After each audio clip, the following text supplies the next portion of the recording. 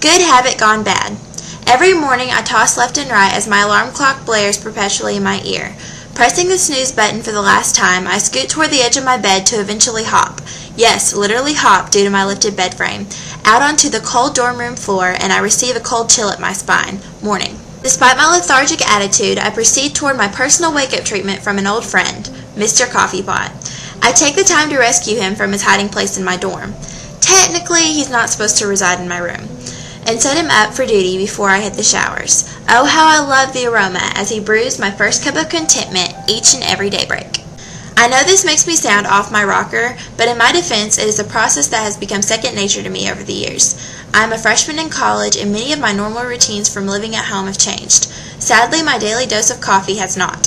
From August 27, 2010 to September 7, 2010, I was required to keep a log of the food and drink I consumed. Assessing this log, I noticed I have a nicely balanced diet. I eat a variety of healthy foods in moderate proportions, and I normally drink water with my meals or occasionally juice. In my attempt at sounding healthy, I wish I could ignore my first entry of every morning: 1 cup of coffee with creamer. This documentation definitely and unfortunately supports my idea that I have a caffeine habit. When I was only 2 years old, my grandmother introduced me to my choice poison. I remember my first reaction being how bitter and hot this mysterious black liquid is. I also bear in mind how much I desired to be just like my grandmother. She practically raised me herself with all the love and affection she could muster, and she has always been a major role model in my life. Even at that age, I would follow her every footstep, mimicking her actions like a puppet. She often says a cup of coffee is the way to get a day started on the right foot. I routinely would help my grandmother finish her coffee from that point on, and today our routine coffee socials are cherished memories. Who knew that my palate would eventually take a liking to the brew? My parents also require their daily dose of coffee in the morning. My mother accelerated my habit by introducing my taste buds to Mr. Coffee Pot's wife, Mrs. Coffee Creamer. Both are essential in creating the perfect morning experience. I still use coffee creamer when it is available, and I enjoy multiple flavors. I take pleasure in spontaneously choosing a flavor at the supermarket to enjoy over the next few weeks at home. My father activated my social advancements with coffee drinking. He would get a cup of coffee every morning and sit outside on the back porch to welcome the morning light. "It is my way to appreciate God's natural gifts every day," he once wisely told me. The few times I managed to wake for this ritual, my coffee drinking made me feel like a mature young lady in my father's eyes. What is so wrong with coffee consumption being an avenue to relate to the ones I love most? Cherished memories I have of my past consist of late nights with my girlfriends. We would relish each other's company watching movies, painting toenails, stargazing, and making hemp jewelry. Some of the best nights were spent in deep conversation, laughing, complaining, gossiping, and crying. I look myself up and down in these vivid memories, and I realize I normally have a coffee cup resting in my hands. Surprisingly, I'm not the least bit shocked by this fact. I could not count up the nights that my friends and I depended on caffeine to keep us lively. In fact, over the past 4 years, it has become a ritual for my best friend and me to make coffee before our nights of fun begin. Then I have the tendency to spoil her by waking her up in the mornings with a cup of coffee in my hands, waiting for her draining powers. This is the same girl that showed up at my dorm last week with an empty travel mug, desiring Mr. Coffee Pot's famous brew. She has trained me well.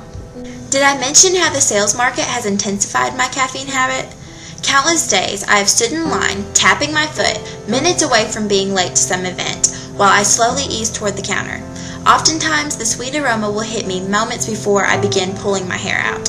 I think to myself, my grande non-fat mocha latte no whip is worth it. I maneuver by the display of muffins, donuts, and scones as they are glaring at me with their savory eyes. I make my special order along with the muffin that looked at me just right.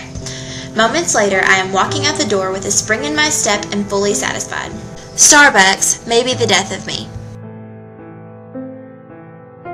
Now that I am in college, I barely have time to make coffee in my room due to my hectic schedule. I normally go through my day surviving on only 1 cup unless I am under special circumstances. I must admit that coffee socials with my friends still occur, and I am still drawn into Starbucks occasionally. Taking a second look at my current coffee lifestyle, maybe my caffeine consumption hasn't changed much after all.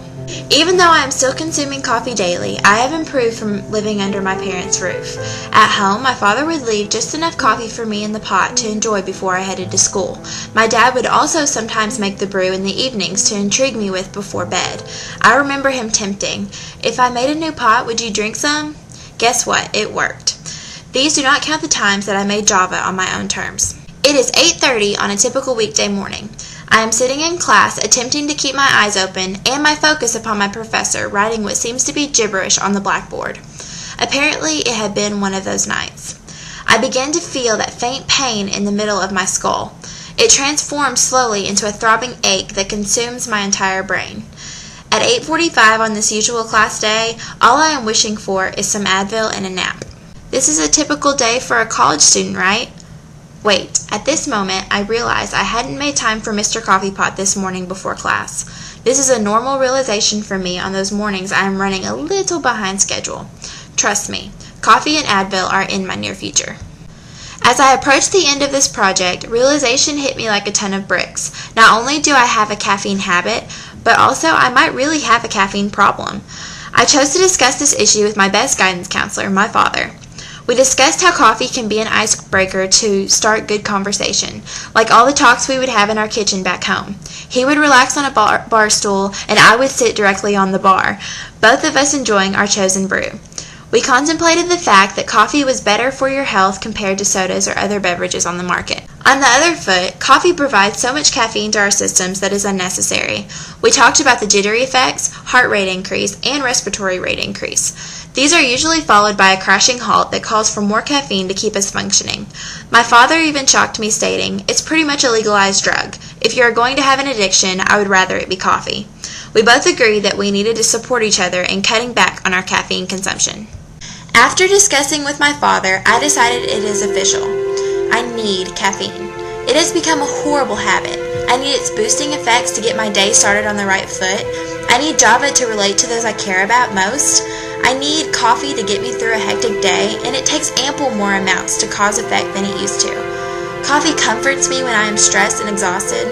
I enjoy all types of coffee products, and I love treating myself to Starbucks. Even worse, I am getting caffeine headaches when my body lacks a certain amount in my system each day. I have a problem. I have gone past the bar of just wanting coffee in my life. I need coffee in my life. I am addicted to coffee. I realize that a habit defines my life only as far as I let it, especially when it pertains to the foods I eat and the drinks I intake. After performing this self-study, I realized I need to cut back on my coffee intake, despite my love for its sweet aroma and lovely flavor. I will not let my caffeine addiction control me, or will it?